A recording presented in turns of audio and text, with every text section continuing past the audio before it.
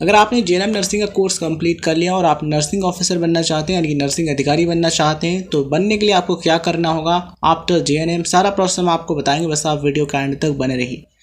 साथियों, अगर आपने जेएनएम करने के बाद कम से कम 2 साल का एक्सपीरियंस प्राप्त कर लिया है तो आप ऐसे ही नर्सिंग ऑफिसर का जो एग्ज़ाम है उसमें अप्लाई कर सकते हैं। बट अगर आपने 2 साल का एक्सपीरियंस प्राप्त नहीं किया है तो कम से कम आपको 2 साल का एक्सपीरियंस लेना होगा नर्सिंग के फील्ड में, कम से कम 50 बेड वाले हॉस्पिटल में, यानी कि मिनिमम 50 बेडेड हॉस्पिटल में आपको 2 ईयर्स का एक्सपीरियंस लेना होगा। देन आप नर्सिंग ऑफिसर का जो एग्ज़ाम है उसमें अप्लाई कर सकते हैं।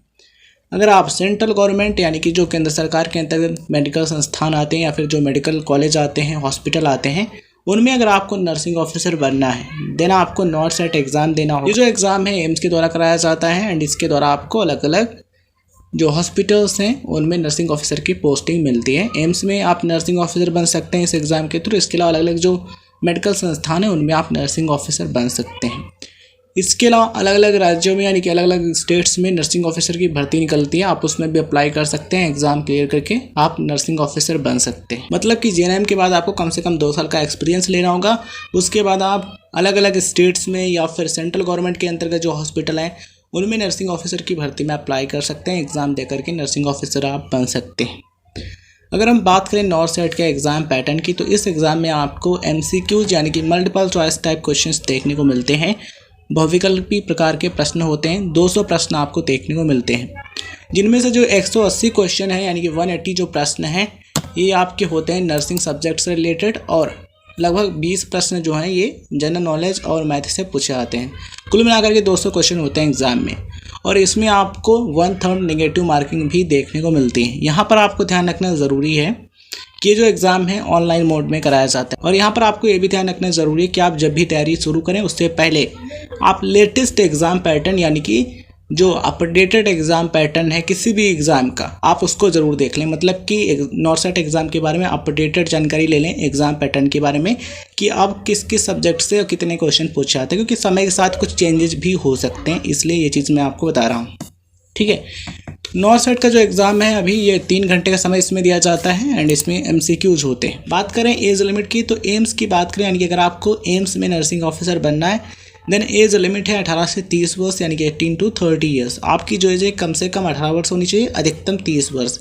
यहाँ पर आप ध्यान रखिएगा कि जो आरक्षित श्रेणी के उम्मीदवार यानी जो रिजर्व कैटेगरी कैंडिडेट्स हैं इनको अपर एज लिमिट में रिलैक्सेशन यानी कि छूट भी मिलती है। अगर आप एक OBC कैटेगरी कैंडिडेट हैं देन आपको 3 वर्ष यानी कि 3 ईयर्स की छूट मिलती है। मतलब कि अगर आप एक OBC कैटेगरी कैंडिडेट्स हैं तो आपके लिए अपर एज लिमिट है 33 ईयर्स यानी कि 33 वर्ष। एंड अगर आप एक SC या फिर ST कैटेगरी कैंडिडेट हैं देन आपको 5 साल यानी कि 5 ईयर्स की एज रिलैक्सेशन मिलती है। इस तरीके से आप 35 वर्ष यानी 35 ईयर्स की एज तक अप्लाई कर सकते हैं। अगर आप एक PWBD कैटेगरी कैंडिडेट हैं देन आपको एज रिलैक्सेशन मिलती है 10 ईयर्स यानी कि 10 साल की। इस तरीके से आप अधिकतम 40 वर्ष की एज तक एग्ज़ाम दे सकते हैं। तो ये एज लिमिट है। अगर आपको नर्सिंग ऑफिसर बनना है तो देखिए आपको किस एग्ज़ाम के लिए अप्लाई करना है। सबसे पहले आपको ये निश्चित करना है कि किस एग्ज़ाम के लिए अप्लाई करना है, एंड उसके बाद आप उस एग्ज़ाम का एग्ज़ाम पैटर्न एंड सिलेबस देखिए और उस एग्ज़ाम के नोटिफिकेशन के बारे में जानकारी प्राप्त करते रहिए। अच्छे तरीके से तैयारी कीजिए, क्योंकि जब आप सही तरीके से सही रणनीति बना करके तैयारी करेंगे, खूब मेहनत करेंगे, तो निश्चित ही आपको सफलता मिलेगी।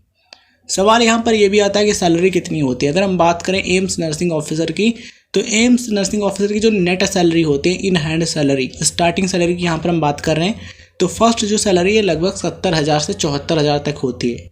70 to 74,000 रुपीज़ पर मंथ पहली सैलरी। ठीक है, एक्सपीरियंस जब हो जाता है तो सैलरी 1 लाख प्लस यानी कि 1 लाख से भी ज़्यादा हो जाती है। तो इस तरीके से चीज़ें होती हैं। उम्मीद करते हैं आपको वीडियो में जानकारी पसंद आई होगी, एंड ये वीडियो जानकारी आपको पसंद आई हो तो इस वीडियो को लाइक कीजिए, उन दोस्तों के साथ शेयर कीजिए जो कि जानकारी प्राप्त करने में रुचि रखते हैं, और चैनल पर आप नए हैं तो सब्सक्राइब जरूर कीजिए। कमेंट सेक्शन में बताइए वीडियो आपको कैसा लगा एंड आप किस एग्ज़ाम की तैयारी करना चाहते हैं। धन्यवाद साथियों, जय हिंद, जय भारत। मिलते हैं किसी नए वीडियो में।